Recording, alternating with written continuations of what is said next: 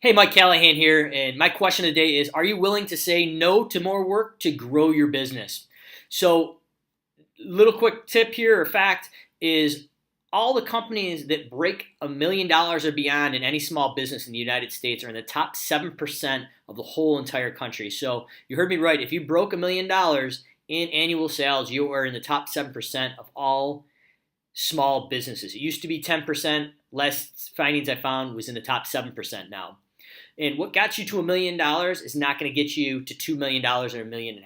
You literally have to be laser focused and figure out where you're making money and where your efficiencies are, and selectively pick those jobs and say no to jobs that do not fit where your focus is. And by doing so, it's going to allow you to scale in a predictable and profitable way. So, our company internally, we've been focusing mainly on residential lawn care and landscape maintenance on the residential ends exclusively. When we first started out, for a few years, we focused on a lot of commercial maintenance, and that got us to 750 and basically a million. But now that we've realized that cash flow is paramount and residential prepay or credit card payment weekly is how we operate, and there's a lot of risk in these commercial HOAs. If you lose two or three commercial complexes that are worth $100,000 plus, that's a lot of eggs in one basket. So now we've offset that. Our commercial versus residential mix is about a 90% residential to a 10% commercial mix.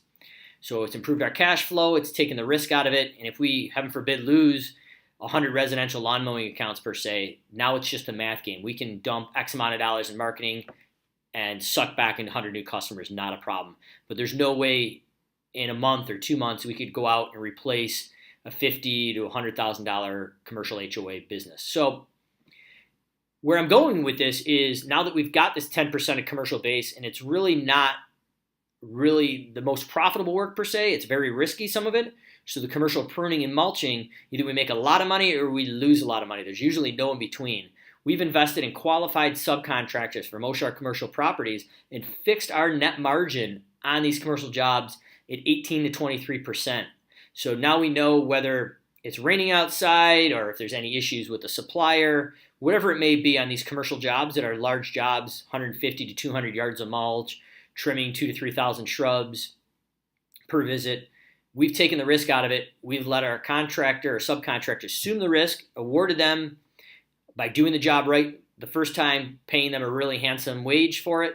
But now we know that our most risky work is basically, we fixed the cost on it. So now we basically have said no to some of the commercial maintenance things that we do that carry the risk, and subcontracted out and letting another contractor take the risk and take the reward while we fixed our profit margins on it. So interesting example, but even in the residential setting, you may be doing 4 or 5 different services in a residential home, but maybe the two most profitable ones are weed control and fertilization, and maybe your gateway to entry is lawn mowing.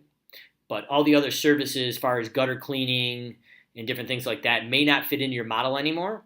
So either you just stop accepting them, or if you do take them in, you subcontract them out, fix your margins, and make sure you make money on each and every time you do it. So hope this video helps. If you have any comments, drop them down below. But are you willing to say no in your company to grow? So basically say no to the things that you aren't good at, become laser focused on a core group of 2 or 3 services that are going to net profit margin right through the roof and allow you to grow your company at a faster scale to $1 million and beyond.